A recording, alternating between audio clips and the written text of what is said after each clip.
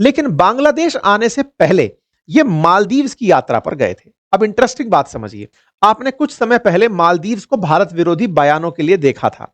यहां के अंदर बैठे हुए राष्ट्रपति जो मोहम्मद मुइज्जू हैं, वो भारत के खिलाफ अनर्गल बयानबाजी कर रहे थे, हालांकि फिलहाल शांत हैं।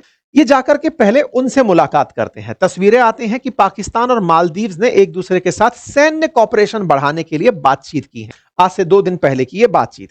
इनसे मुलाकात करने के बाद ये सेना के अध्यक्ष जो हैं, ये बांग्लादेश की यात्रा पर निकलते हैं। 27 तारीख को ये खबर आती है। पाकिस्तान के टूटने से कभी बना बांग्लादेश, जो अपने आप में पाकिस्तान से नफरत रखता था, लेकिन अब वो नफरत अपनी पुरानी भारत के साथ रखने शुरू किया है और पाकिस्तान को अपना बना लिया है। उसे वापस से पाकिस्तान में अपना प्रेमी नजर आने लगा है और पाकिस्तान के साथ मिलकर अपनी पुरानी महत्वाकांक्षाओं को, अब ये पुरानी पुरानी मैं बार बार क्यों बोल रहा हूं, आपको ये तो ज्ञात होगा ही कि भारत के विभाजन से पाकिस्तान निकला था, भारत से पाकिस्तान निकला था। 1971 में पाकिस्तान से बांग्लादेश निकला था। पूर्वी पाकिस्तान और पश्चिमी पाकिस्तान ओरिजिनली हुआ करते थे 1947 के बाद, लेकिन 1971 में पूर्वी पाकिस्तान बांग्लादेश बन गया था और पूर्वी पाकिस्तान को बांग्लादेश बनाने में भारत की महती भूमिका थी, क्योंकि भारत की तरफ से बंगालियों पर हो रहे अत्याचारों को सपोर्ट किया गया था, यह कहते हुए कि आपके साथ पाकिस्तानी जो मुसलमान हैं वो बंगाली मुसलमानों को दोयम दर्जे का मानते हैं, आपको बराबर दर्जा नहीं देते। ऐसे में अगर आपके साथ किसी प्रकार का भेद हो रहा है तो आप अपने लिए लड़ाई लड़ें। हमने एक तरह से इन्हें मदद करी। क्या मदद करी? साइकोलॉजिकल मदद करी। जबकि वास्तविकता में ना तो पूर्वी पाकिस्तान ना ही पश्चिमी पाकिस्तान कभी भारत को पसंद करते थे, क्योंकि जब देश के विभाजन में ये दोनों ही क्षेत्र निकलकर पाकिस्तान बने थे तो भारत से तो ओरिजिनली इनको बहुत ज्यादा नफरत थी। लेकिन हाँ, बाद में जो पूर्वी पाकिस्तान पाकिस्तानियों की प्रताड़ना से पीड़ित होकर, पश्चिमी पाकिस्तानियों की प्रताड़ना से पीड़ित होकर के बांग्लादेश बनाया, तो भारत ने उसको सपोर्ट किया था और वही सपोर्ट था जो आज तक बांग्लादेश और भारत के बीच में बढ़िया बॉन्डिंग लेकर आ रहा था। लेकिन जब से शेख हसीना बांग्लादेश से निकली हैं, तब से जो यहां पर आए हुए ये मोहम्मद यूनुस हैं, जो अपनी तरफ से चीफ। अस्सलाम वालेकुम दोस्तों, जैसे भारत में होता है सीडीएस अनिल चौहान, इस तरह पाकिस्तान में जो होता है वो दोस्तों joint chief of defence staff होता है और वो गए हैं बांग्लादेश, जिसमें आपने भी देखा कि बांग्लादेश के जो इंटर्म वजीर आजम है उन्होंने उन्हें एक बुक दी जिस पर ग्रेटर बांग्लादेश का दोस्तों नक्शा छपा था। लेकिन उससे पहले वो मालदीव गए थे और मालदीव, और आपको भी पता है कि मालदीव में क्या हुआ था। मालदीव में जो दोस्तों इंडिया की बेसिस थी, इंडिया की आर्मी वहां पर मौजूद थी, उसे मालदीव ने धक्के देकर निकाला था और अब उसकी जगह पर मालदीव पाकिस्तान आर्मी को तैनात करने वाला है। दोस्तों मालदीव एक तो मुस्लिम कंट्री है और वो पाकिस्तान पर भरोसा भी करता है। उसने पाकिस्तान की टेक्नोलॉजी को भी मांगा है, जैसा कि JF-17 थंडर है और दोस्तों अल-खाला टैंक है। फतह मिसाइल जो भारत को ठोक कर दोस्तों कामयाब हो चुका है, वो भी मांगा गया है। मालदीव में ये पाकिस्तान जाएगा। मालदीव में दोस्तों पाकिस्तान चाइना की मदद से जाएगा, क्योंकि आपको पता है चाइना का असर रसूख वहां पर बहुत ज्यादा है, भारत के बिल्कुल सामने है और भारत कभी भी नहीं चाहेगा कि वहां पर पाकिस्तान की तैनाती हो जाए और पाकिस्तान ने भी वहां से भारत की हर हलचल पर नजर रख सके। तो दोस्तों भारत ने अभी से प्रोपेगेंडा करना शुरू कर दिया है, लेकिन आप खुद बताइए कि क्या भारत इसमें कामयाब हो पाएगा? क्योंकि यहाँ पर पाकिस्तान अकेला नहीं जाएगा, पाकिस्तान जाएगा तो चाइना की मदद से जाएगा। चाइना दोस्तों जो प्रोपेगेंडा है और मिस इन्फॉर्मेशन है उसे कंट्रोल करेगा और पाकिस्तान आर्मी और पाकिस्तान नेवी वहां पर तैनात हो जाएगी। अगर एक बार वहां पर तैनात हो जाएंगे तो दोस्तों हम सामने से भी भारत को ठोक सकते हैं। खुद सोचिए कि बांग्लादेश, चीन, मालदीव और पाकिस्तान 4 एंड दोस्तों उसके अलावा भारत के अंदर नक्सल हैं, खालिस्तानी हैं, नागालैंड है, मिजोरम वाले हैं, आसाम वाले हैं और दोस्तों बहुत बहुत अलग तंजीमें चल रही हैं। ये भारत की बहुत ज्यादा, आप सोचें कि 4.5 फ्रंट वार अब भारत को घेर चुकी है और भारत को बहुत बुरी तरह मार पड़ने वाली है। एडवाइजर की पद को पकड़कर ऐसे बैठे हैं जैसे राष्ट्राध्यक्ष हूं। ये पाकिस्तान के साथ बांग्लादेश के पुराने रिश्तों को बहाल करने में लगे हैं। यानी एक तरह से वो हरकतें हो रही हैं कि पाकिस्तान और बांग्लादेश कभी अलग थे ही नहीं। इतनी ज्यादा एकता इन दोनों में एक दूसरे के साथ देखने को मिल रही है। अब सवाल बनता है ऐसा कैसे? तो इसके पीछे का तो सबसे बड़ा कारण भी है कि शेख हसीना के जो फादर यात्रा पर हैं, ये हैं वो सेना के जनरल। अब आप पूछेंगे ऐसे तो कोई ना कोई तो आता ही रहेगा, इसको कवर करने की क्या जरूरत है? ये जो व्यक्ति इस समय यात्रा पर है ना, ये आसिम मुनीर की जगह लेगा। अर्थात आसिम मुनीर जब रिटायर होंगे तो पाकिस्तान की सेना में सीनियर मोस्ट ऑफिसर्स में से ये हैं। यानी कि आज जो आसिम मुनीर का ओहदा है वो इनका होगा आने वाले टाइम में। ये बांग्लादेश की यात्रा पर हैं और इनके साथ में चीफ एडवाइजर का मिलना इस बात को दर्शाता है कि डाउन द लाइन जो तैयारियां चल रही हैं उनकी आपस में बातचीत हो रही है। ऐसे में जो विवाद उठा वो इनके द्वारा एक पुस्तक के भेंट करने पर उठा जिसका नाम आर्ट ऑफ ट्रुयम्फ है। अब इस पुस्तक के अंदर ऐसा क्या है जिसके चलते सारा विवाद उठा? इस पुस्तक में ऐसा क्या है कि ये भारत में अखबारों की हेडलाइन बन गया? ऐसा क्या इनके द्वारा इन्हें ऑफर किया गया जिससे भारत को नाराजगी हुई? आज के सेशन में हम उसी बात का जिक्र कर रहे हैं। अगर आप इस पुस्तक को ध्यान से देखें तो इसके कवर पर एक इमेज बनी हुई है। ये इमेज अगर मैं आपको अलग से दिखाऊं तो ये कुछ इस तरह से दिखाई पड़ती है। प्रथम दृश्यता ये कोई आर्ट जैसी लगती है, कोई पेंट जैसा लगता है कि कोई पेंटिंग की गई है। कुछ वैसी फीलिंग आपको यहां पर आती हुई दिखती है जिसमें कुछ लोग आपको दिखाई देते हैं और पीछे कोई चित्रकारी दिखाई देती है। लेकिन जब इस चित्रकारी को गहराई से और गहनता से देखने का प्रयास करते हैं तो ये चित्र ग्रेटर बांग्लादेश की संकल्पना है। अब ये ग्रेटर बांग्लादेश क्या है? आपको याद होगा एक बार भारत की तरफ से मैप जारी हुआ था अखंड भारत का। ऐसे ही इजराइल ने ग्रेटर इजराइल का मैप जारी किया था। ऐसे ही बांग्लादेश का अपना सपना है ग्रेटर बांग्लादेश। अब उस ग्रेटर बांग्लादेश में क्या शामिल है? आप में से जितने भी लोगों ने अब तक बांग्लादेश का मैप देखा है वो ऐसा तो बिल्कुल नहीं है। तो ये जो चित्र दिख रहा है ये बांग्लादेश का ओरिजिनल ना होकर के संकल्पना वाला पार्ट है। तो बोले ये पूरा कब होगा? जब ये क्षेत्र इसके पास और होंगे। ये कौन से क्षेत्र हैं? बांग्लादेश तो तीन तरफ से भारत से घिरा हुआ है।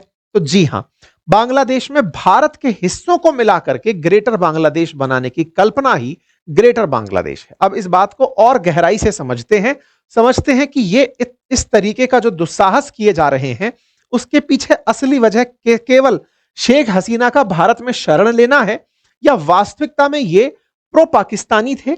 इनके अंदर की कुंठा थी वो केवल इनके नाम पर बाहर आ रही है। असल में पूरा प्रोपेगेंडा ये पाकिस्तान का ही चला रहे हैं। तो ग्रेटर बांग्लादेश की कहानी की शुरुआत कैसे होती है अब उस पर चलते हैं। जैसा कि आप जानते हैं कि बांग्लादेश में जब शेख हसीना को हटाया गया, वहां के छात्रों के विद्रोह के रूप में जो तख्ता पलट हुआ वहां पर एक तरीके का, और वहां पर इन्हें चीफ एडवाइजर बनाकर सरकार का बिठाया गया, उसके बाद इन्होंने आते ही पाकिस्तान के साथ मित्रता शुरू कर दी। आप सोचिए 1971 में कभी पूर्वी पाकिस्तान बसे बांग्लादेश बना था, तब से इन दोनों के बीच कभी बातचीत ही नहीं हुई थी, या फिर यह कहिए कि दोनों के बीच में कोई व्यवहारिक रिश्ते, डिप्लोमेटिक रिलेशंस नहीं बने थे। लेकिन बांग्लादेश ने जैसे ही मोहम्मद यूनुस को देखा वो शहबाज शरीफ के साथ मिलकर के डायरेक्ट ट्रेड को लेकर सहमत हो गए। ये इन दोनों के बीच में 1971 के बाद पहली बार हुआ था।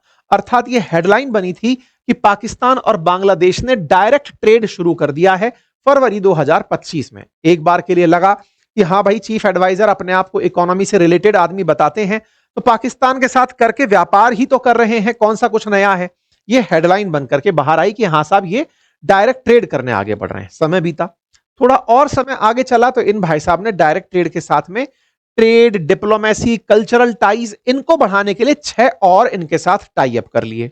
इतना ही नहीं, पाकिस्तान के साथ जो चीन का बॉन्ड है उससे प्रभावित होते हुए इन्होंने चाइना की यात्रा की और शी जिनपिंग से जाकर कहा कि आप नॉर्थ ईस्ट भारत में जो जाना चाहते हैं तो आपको बांग्लादेश से होकर हम रास्ता देंगे। यानी कि बांग्लादेश ही नॉर्थ ईस्ट भारत का द्वार है, ऐसा कहकर के ये अपने आप को चीन के सामने प्रेजेंट कर आए। अर्थात हमने ये बात आपके लिए सेशन में रखी थी आज से 6 महीने पहले, जिसमें हमने आपको बताया था कि पूर्वोत्तर भारत पहुंचने के लिए चाइना से इन्होंने कहा कि अगर आप नॉर्थ ईस्ट भारत पहुंचना चाहते हैं हमारा मैप यूज करिए और उसमें से होकर के आप वहां पहुंच जाइए। इस बात पर हमने आपके सामने चर्चाएं भी रखी थी। वो चर्चाएं एक बार के लिए भारत की प्रतिक्रिया के बाद दब गई, लेकिन ये चर्चाएं फिर से रीसरफेस हो गई जब यहां पर समीर नाम के ये जो इनके सेना के जनरल हैं वो यहां पर पहुंचे हैं शहीर नाम से। ये जो शहीर शहशाद मिर्जा नाम से सेना के जनरल हैं वो अपनी 2 दिवसीय यात्रा पर बांग्लादेश आए हुए हैं। लेकिन बांग्लादेश आने से पहले ये मालदीव्स की यात्रा पर गए थे। अब इंटरेस्टिंग बात समझिए, आपने कुछ समय पहले मालदीव्स को भारत विरोधी बयानों के लिए देखा था। यहां के अंदर बैठे हुए राष्ट्रपति जो मोहम्मद मुइज्जू हैं वो भारत के खिलाफ अनर्गल बयानबाजी कर रहे थे, हालांकि फिलहाल शांत हैं। ये जाकर के पहले उनसे मुलाकात करते हैं। तस्वीरें आती हैं कि पाकिस्तान और मालदीव्स ने एक दूसरे के साथ सैन्य कॉपरेशन बढ़ाने के लिए बातचीत की है। आज से 2 दिन पहले की ये बातचीत। इनसे मुलाकात करने के बाद ये सेना के अध्यक्ष जो हैं ये बांग्लादेश की यात्रा पर निकलते हैं। 27 तारीख को ये खबर आती है और आकर के ये मोहम्मद यूनुस से मुलाकात करते हैं। अपने साथ में और भी सेना के अधिकारियों को ये साथ लाते हैं। एक तस्वीर आती है जिससे पता चलता है कि यहां पर कुछ तो करने आए हैं। मोहम्मद यूनुस के साथ जो बात होती है, चीफ एडवाइजर ऑफ गवर्नमेंट के नाम पर यूनुस साहब जो बातें लिखते हैं, उनमें कई तरह की बातें हैं, लेकिन उसमें एक भारत विरोधी बात भी थी। और वो क्या थी? ये अपनी तरफ से बोलते हैं कि हम एक दूसरे की मदद करेंगे, कॉपरेशन करेंगे, कई सेक्टर्स के अंदर सब कुछ सही है, लेकिन यहां पर एक लाइन मेंशन होती है कि हम लोग दोनों तरफ से मिलकर के टेंशंस को खत्म करेंगे, मिडिल ईस्ट और यूरोप के साथ जो चल रही हैं, साथ ही साथ में growing challenge of misinformation and the misuse of social media by non state actor to undermine peace and stability across various regions. इसका क्या लॉजिक है? इनका यह मानना है कि भारत से पाकिस्तान और बांग्लादेश में बहुत सारी फेक खबरें फैलाई जाती हैं। इनका यह मानना है कि बांग्लादेश के खिलाफ और यूनुस के खिलाफ जितना भी प्रचार प्रसार है, यूनुस वैसे तो बहुत अच्छे हैं, भारत ने उनके खिलाफ माहौल बना रखा है। इसी बात को लेकर के ये बात लिखते हैं कि फेक न्यूज एंड डिसइंफॉर्मेशन है फ्लडेड सोशल मीडिया। टेक्निकली ये भारत के खिलाफ इस तरह की बातें रख रहे थे। अर्थात इनका मानना है कि जो फेक न्यूज है, जैसे ये पहले भी बोल चुके हैं इसी अक्टूबर के महीने में कि बांग्लादेश में हिंदुओं के खिलाफ कोई हिंसा नहीं थी, ये तो फेक न्यूज के चलते माइनॉरिटीज की हिंसा को जबरदस्ती सरफेस कर दिया जाता है। यानी बांग्लादेश ने अब माइनॉरिटीज पर हो रही हिंसा को केवल फेक न्यूज करार देकर साइडलाइन करना शुरू कर दिया है। ठीक है साहब, ऐसे में पाकिस्तान से ये मदद चाहते हैं कि तुम भी बेटा हमारे साथ मिलकर के नैरेटिव वॉर खेलो। ये तो बात हुई एक। दूसरी बात क्या हुई? हाल ही के समय पर बांग्लादेश का जो व्यापार भारत के कोलकाता पोर्ट से हुआ करता था, उस पर हमने कुछ रोक लगाई थी।